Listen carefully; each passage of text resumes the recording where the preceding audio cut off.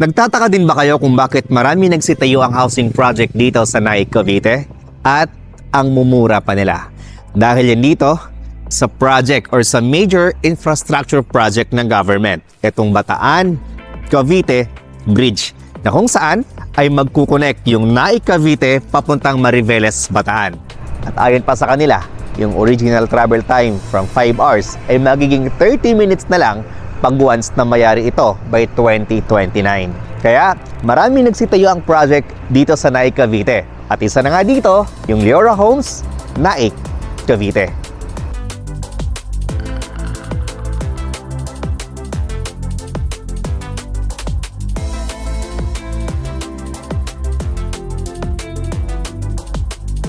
And there are 5 reasons kung bakit itong bahay na to ang kukunin mo. First, low down payment.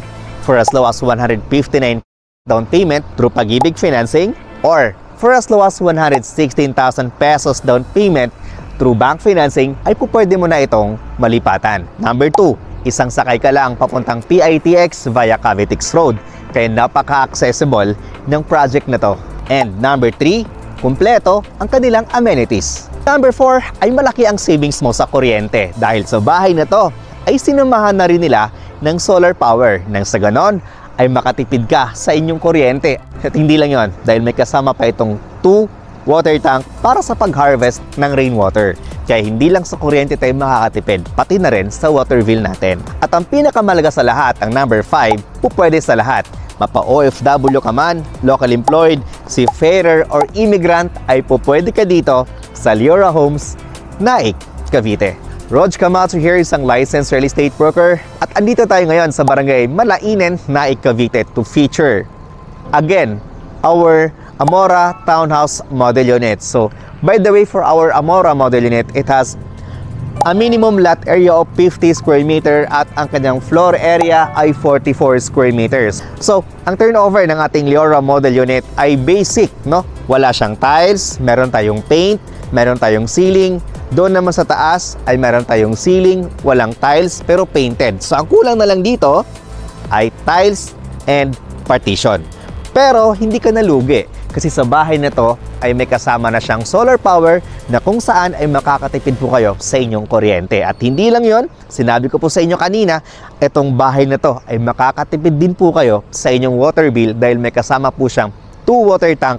Siya yung nag-harvest ng rainwater para magamit natin sa ating labahan o kaya panghugas or di kaya naman pang-flush dun sa CR. So napakalaking savings po nung mga bagay na binabanggit ko sa inyo. Kung papansin nyo guys, no, malapad yung ating kalsada. So we have around 20 meters or 16 meters wide for our main road. Then 8 meters wide naman for our secondary road. Then eto yung ating actual turnover unit. Yung frontage natin ay meron tayong 5 meters wide. Then, yung depth naman natin ay 10 meters wide. So, this is a total of 50 square meter. So, kung ikaw yung buyer na naghahanap ng bahay sa Cavite na naghahanap ka ng isang bahay na with parking lot, tapos makatipid ka pa sa inyong kuryente, tapos gusto mo isang sakay ka lang papuntang PITX or doon sa Parañaque area, then ito yung pinaka ideal na po para sa inyo. Okay? So, etong parking lot natin, it can accommodate a car like sedan, van, or SUV. Tapos, dito sa bahay na to, ang dami niyang mga special features na wala sa iba. First, sabi ko po sa inyo kanina, ay mayroon tayong solar power. Then second, itong bahay na to ay naka-equip din ng 2 water tank na nag-harvest ng rainwater. And number 3, meron na rin tayong mga screen door which is very important to protect. Protect talaga. Very important, no? Para, syempre, yung lamok sa bahay hindi makapasok. So, anytime, pwede mong buksan itong main door ninyo dahil meron tayong screen door dito. At hindi lang yun guys, no? Dito din, sa ating mga bintana ay may kasama na rin tayong screen door.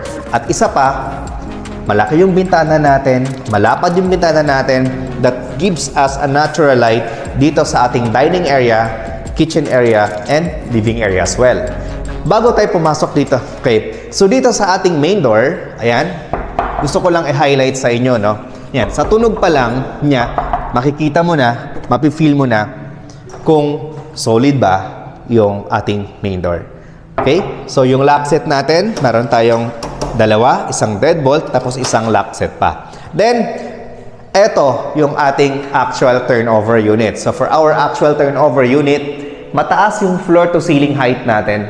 May ibang bahay na parang kukuha ka lang ng upuan, bangkitong maliit, pwede mo nang palitan yung ilaw. So, dito, mataas po yung ating floor to ceiling height. So, kung makikita ninyo, ito yung inverter ng ating solar power. Ayan po siya. Kasama po yan sa turnover sa inyo. So, yun yung usong-usong ngayon, no? Yung package na yung bahay, at the same time, makatipid ka sa inyong kuryente. Ayan po yung ginawa nila para sa inyo. Okay? So, ito, yung inyong living area, tas kitchen area on this side. By the way, dining area, I'm sorry. Tapos kasi yung ating kitchen area ay nasa likuran. Tapos dito, yung ating TV. Tapos dito naman sa side na to, yung ating toilet and bath. So, ipapakita lang namin sa inyo kung gaano kalaki yung ating toilet and bath. So, nasa mga 1 meter ito by 2 meters. So, meron tayong shower area. Ganito na rin yung turnover natin. Naka-tiles yung flooring natin. Tapos, painted naman yung mga walls. Then, we have shower area again. Water closet. Tapos, itong ating lavatory. Then, yung ating service area sa likuran. Itong service area natin sa likuran, dito natin makita yung dalawang tangke. Ito siya. Andun sa taas yung ating water tank. Ayun siya doon nakapatong. Yun yung ating water tank. Tapos, itong space na to, ito yung inyong future expansion. The moment na makalipat kayo dito sa Amora model unit. So, ito yung ating kitchen area. Tapos, service area mo na yan dyan sa likod. So, dito sa stairs natin, ito na rin yung actual turnover natin. Ano? Tapos, ito naman yung ating second floor. So, dito sa second floor, kung mapapansin niyo, may mga guhit na. At ito, nakakisame na din siya. So, technically, roughly ang magagastos mo dito sa pagpagawa ng inyong flooring, nasa mga 100,000 sa pagpagawa ng inyong second floor at sa tiles sa baba. Most likely, nasa mga 100,000 to 150,000 pesos. Roughly, okay? So, meron tayong mga switches dyan para sa ilaw natin. Tapos, kung mapapansin niyo, may mga linya na. So, ito, yung isang kwarto, tapos ito naman yung isang kwarto. Ito, isang pintuan, tapos dito naman may isang pintuan. Then, the good thing is, may kasama na rin itong mga screen door din sa taas. So, ito siya. Then, ganun din po doon sa kabilang side. May kasama na rin siyang screen door at malalaki din yung ating bintana. Then soon, kung gusto niyo pong palakihan itong bahay na to, kung gusto niyo pong i-extend, no? Kasi meron pa tayong space doon sa harapan, pwede mo siyang gawin dahil sayang din po yung space na yun. Okay? So, to give you an idea kung paano natin pagandahin or paano natin ayusan yung ating Amora model unit for 44 square meters, kung ano pa ba bang kayang gawin for our 44 square meter, check natin. Okay, so to give you an idea kung paano natin ayusan itong Amora model unit, pasukin natin yung kanilang dress-up model. Okay, so dito sa dress-up model unit nila, ay ito yung ginawa, no? Napakasimple lang, okay? Very minimalist o minimalist, modern minimalist.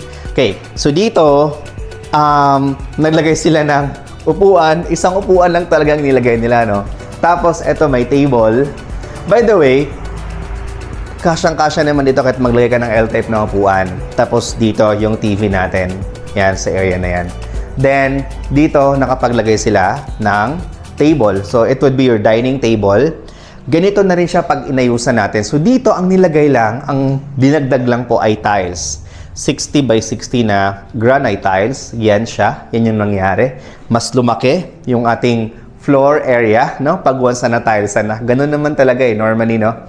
Pag once na tiles na yung isang bahay, doon na natin makita kung gaano kalaki yung floor area. Okay, so mas umaliwalas po siya.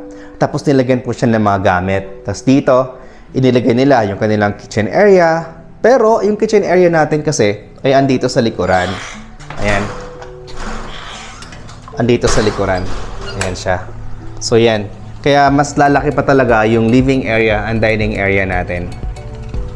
So by the way, itong kanilang back door ay steel door. So karamihan kasi sa mga back door na nakita natin ay mga kahoy. So ano ba yung hindi maganda sa kahoy? Lalo na pag back door, tapos walang canopy. So ang tendency nun ay mabilis masira pag once na nauulanan. Yan siya. Tapos yung toilet and bath natin, wala namang pinagbago, as is pa rin yan. Ang dinagdag lang nila ay itong kortina. Tapos, ito, yung ating mga kwarto dito sa taas. First, bedroom. Ito siya. Nakapaglagay sila ng single bed. Tapos, merong space dito. Yan, study area or workstation. Tapos, this side, pwede mong ilagay yung inyong built-in cabinet. Or, that side, yung cabinet natin. Tapos, dito naman, yung table natin or workstation natin. Then next is yung ating master bedroom. So for our master bedroom, mas malaki. At eto dito, meron silang nilagay na upuan. So dito, although upuan yung nilagay, pwede mo rin dito syempre ilagay yung inyong cabinet, no? Tapos eto na yung ating double size na bed for our Amora model unit. So ganito lang, ang ginawa nila ay hindi nila tiniles, no? Ang ginawa nila ay ginamitan nila ng vinyl tiles. Kagandahan kasi sa vinyl tiles versus doon sa mga ceramic tiles ay unang-una, mabilis po siyang ikabit. Number 2 ay less ka sa gastos ng labor cost. Then pangatlo ay kung gusto mong palitan yung vinyl tiles after 5 years, mabilis lang kasi tutuklapin mo lang siya. Tapos na. Unlike pag tiles, kung gusto mong palitan yung kulay or yung tiles mo, medyo mahirap mag-silsil. Alam mo yun, very challenging. Kaya maganda po yung vinyl tiles. At meron tayong malaking clubhouse.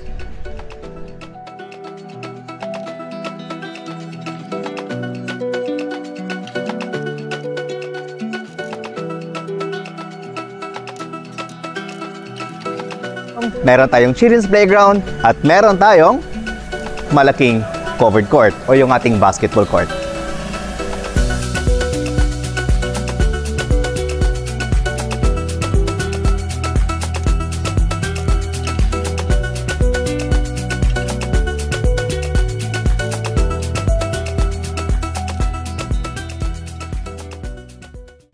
Future homeowners and investors, eto na yung price ng ating Amora model unit na townhouse. Minimum lot area ay 50 square meter at ang kanyang floor area ay 44 square meter. So this house has provision for 2 bedrooms, 1 toilet and bath, isang parking lot, naka-solar panel at may kasamang 2 water tank para sa pag-harvest ng rain water.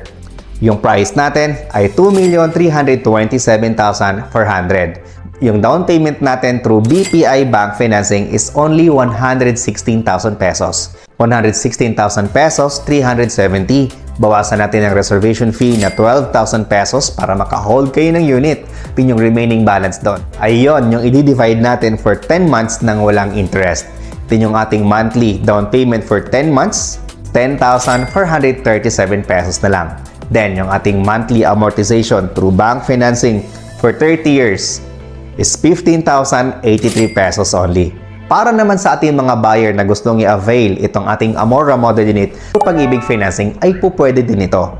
So yung down payment natin, 159,400, bawasan natin ang reservation fee na 12,000 pesos at yung matitira doon ay yun yung i-divide natin for 9 months nang walang interest. Din yung ating monthly down payment for 9 months, 16,378 pesos na lang. Then, yung ating monthly amortization through Pag-ibig Financing for 30 years is 13,525 pesos. At para maka-avail ka through Pag-ibig Financing, ay dapat sumasahod ka ng at least 38,500 pesos. Pwedeng combined salary ng inyong asawa, ng inyong kapatid, or ng inyong magulang, or ng inyong live-in partner. So as long as na kayo ay both ay single at nagtatrabaho at member ng Pag-ibig or kahit hindi member ng Pag-ibig, ay po pwede kayo maka-avail dito sa Leora Homes, Naik, Cavite. For more details about this project, trippings, and reservation, please dial this number na ipa-flash namin sa screen. Thank you so much for watching and God bless!